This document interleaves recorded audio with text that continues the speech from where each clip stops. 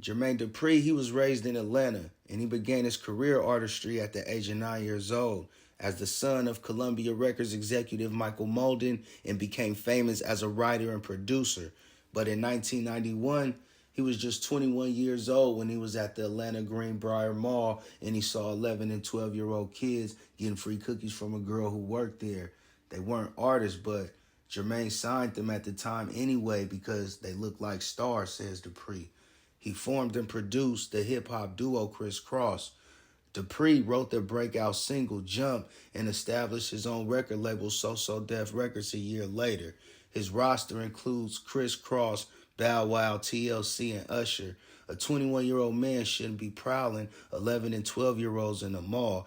And for Jermaine to notice they had gotten those cookies for free tells us he was prowling those children the whole time and not signing autographs. And Jermaine lies still to this day. He claims Kross were teenagers at the time they all met, and Dupri was 19 years of age. He then named the 11-year-old Chris Kelly Mac Daddy and the 12-year-old Chris Smith Daddy Mac. Some crazy names for some children, right? Jermaine and Kross had a fallout during 94 and 95. Kross had a lawsuit with Dupri for sexually molesting them, but they settled out of court. Jermaine Dupri groomed Kross by taking him to strip clubs and Dupri giving Chris Kelly ounces of weed. A lot of people don't know this, but Chris Kelly was smoking weed when the first album came out, and he smoked weed only. He didn't use no other drugs, not once in his life. That's why Daz told you Jada Pinkett Smith had sex with Chris Kelly. Daz had one album on So Def. He smoked weed with Chris Kelly. He was also there for a year, so he's seen a lot.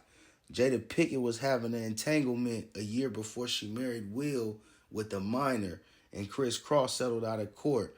They signed the settlement, and they signed a gag order. By 96, Kross has already been molested by Dupri. Chris Kelly was molested by Chili from TLC, who also was signed to Dupri along with Usher. Later, Usher and Chili dated. That's what turned into a serious relationship. The connection they had was based on them both being molested by Jermaine Dupri. So April 3rd, 2013, Kross has a reunion concert. Dupri was testing them to see if they were eligible. Dupri was trying to position a So Def reunion tour. Kross would have made him a bunch of more millions all over again, despised their past settlement for Jermaine molesting them. But Chris Kelly wasn't eligible. See, he was traumatized in the head from being molested and passed around throughout the industry, having sex with adults. He's burnt out pretty much at this time. Chris Kelly tells Dupri that he owes him and that no amount of money could ever pay for what you've done. So you got to cough up some millions right now, or I'm going against the gag order, and was going to fully expose Dupri for sexually molesting him in the 90s and other mentionings that weren't included in the settlement case. Dupri says, I paid you already, Chris. You settled out of court. Like, we dealt with that already, legally. But I'm going to look out for you again. Give me a week and a couple days. On April 29, 2013, Chris was found unconscious in his home in Atlanta and died 2 days later on May 1st in the hospital. Anytime a celebrity gets killed, there's someone with them to make sure they die.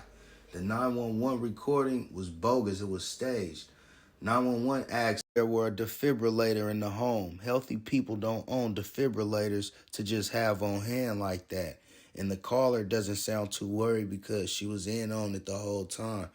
And I wonder how long Chris laid there before they called 911.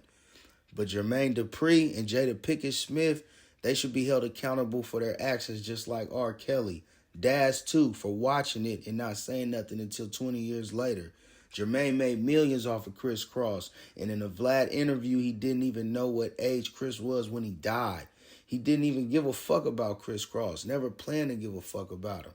And later on, Bow Wow came out, and there was a rumor that he had got raped by his limo driver or security, whatever it is. You a child. You signed a So Def. You signed a Jermaine Dupri. Jermaine is providing your security and your limo services. This is before he changed his name. This took place when his name was Lil Bow Wow. He was a kid. And this is how Chris Kelly died. And this is how Kross fell out with Jermaine Dupri.